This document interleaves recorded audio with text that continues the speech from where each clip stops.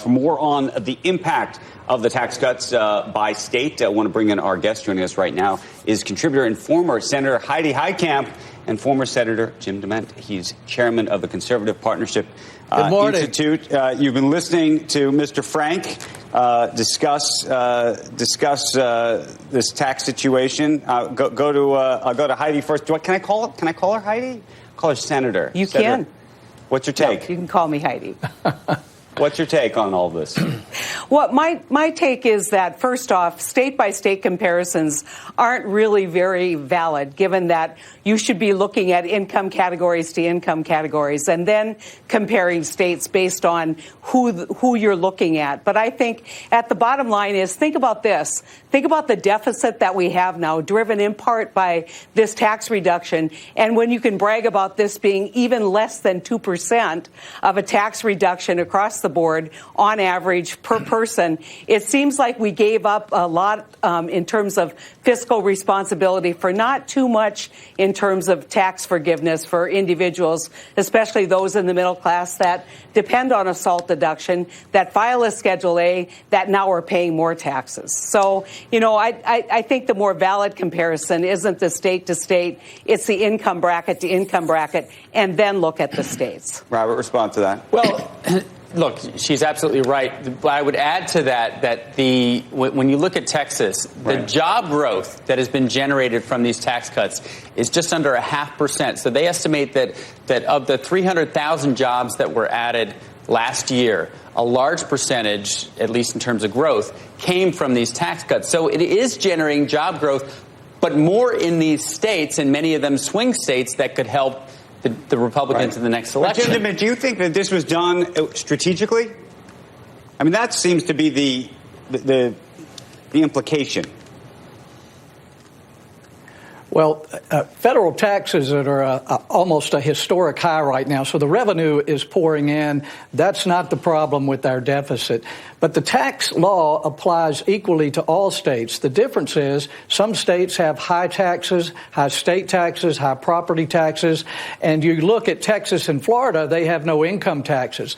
So what this new law did is it capped the amount that wealthy people could deduct from their federal taxes because of state and local property taxes. It's actually a very good thing, because what the former tax law did is it allowed rich people in states like New York or California to deduct a lot of their state taxes, and people from other states actually had to help them pay that. So my hope is that we can reduce the federal taxes even more. That's also not true, because if you look at the givers and the takers in the grand scheme of how our tax system worked, California and New York were the major contributors. Everybody else was on, not everybody else, but there are a lot of what might be described as welfare states that are now benefiting as a result of this process.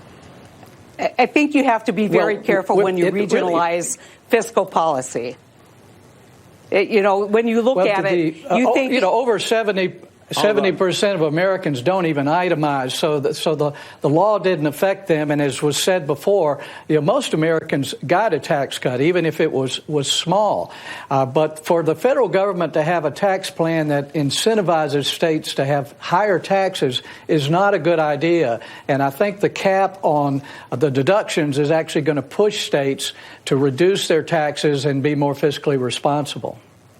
Yeah, if you look at what I want to say is, if you look at who are the givers and who are the takers in the states, the low tax states are the takers. And so if I'm a congressman from New York, I say, look, we're paying a lower share of our Medicaid than they are in Alabama or they are in Mississippi. We think Mississippi ought to pay 50%, not just 20%. And so that's the problem when you regionalize your fiscal policy. You can't just look at taxes. Look at expenditures. Look at what states are taking out of the federal system compared to the larger states. And what you're going to see is a lot of those larger states saying, look, you want to penalize us for having high taxes. We're going to penalize you for for having low taxes and not supporting federal programs the way we support federal programs. And so this is dangerous. And then I want Senator DeMint to respond to that. Well, it's not just penalizing high tax states. You're penalizing high cost states. So you don't have to be rich in New York or in the surrounding areas of New York City to have combined incomes and local and state taxes of over $10,000. Right. And a lot of the reason these other states benefit is because the cost of living and the wages are low, so that the standard deduction is more affordable and makes more sense for those people. So, Mr. DeMint, isn't it really a high cost issue as much as a high tax issue? Well, every state is different, and so but you're talking about our tax law, and in fact, effectively, it's the same. Yeah, but you're penalizing some states people that have just higher have a high taxes, cost of living. Well, you're not penalizing them with the tax law. They pay the same federal taxes, the same federal tax rate. But so the federal government is not responsible to balance the cost of living in every state right now. So if you're just talking about the tax law itself, it's equal. It's actually doing good things to encourage states to have lower taxes. And the federal programs that Heidi is talking about certainly are important, but they're unrelated to the tax law.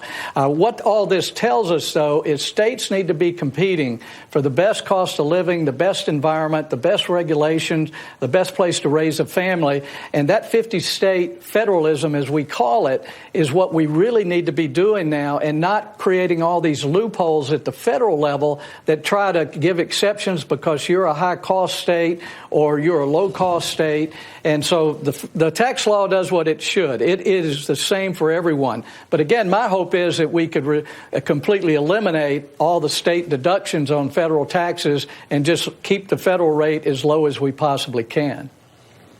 I think the one thing that I would disagree with is that everybody's being treated equally. If you live in New Jersey and you have X amount of income over, let's say, $200,000, you're going to have a higher effective rate than you will in Florida. And so that you have taken the equalization out of your federal tax system, because high income tax or state tax states are going to have a higher effective rate now than if you live in states that don't have high taxes. Hey, Senator Heitkamp, before we go, do you see a day in which some of these high tax states like in New York and New Jersey, California, ultimately are forced to lower their taxes, and what that ultimately does to the tax base in those states? I think it's going to depend on the outcome of the litigation. Fleeing. Well, the states with no income tax have been the states that have been bringing people in from the high tax states for years. And so people are looking for a better place to do business, a better place to raise their families.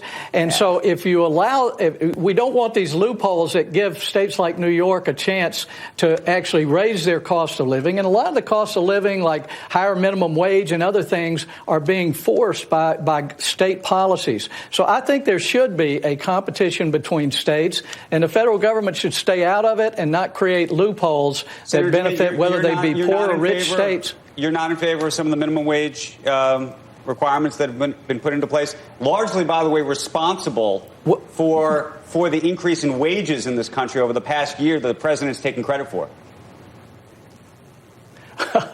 Well, a lot of these minimum wages, it varies by the state, and it's none of my business what New York does.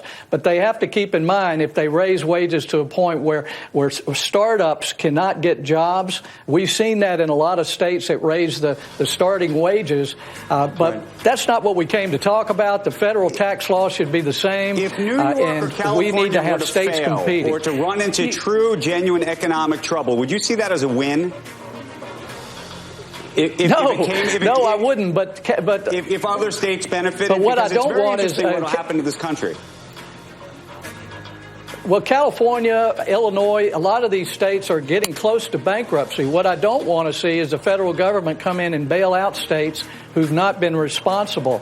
And a lot of states need to get their act together on pension reforms and other costs. Right. There's a lot we need to do at the state level. Okay. And what we need to do is just push the power out of Washington and back to states Senator and let them compete for the past.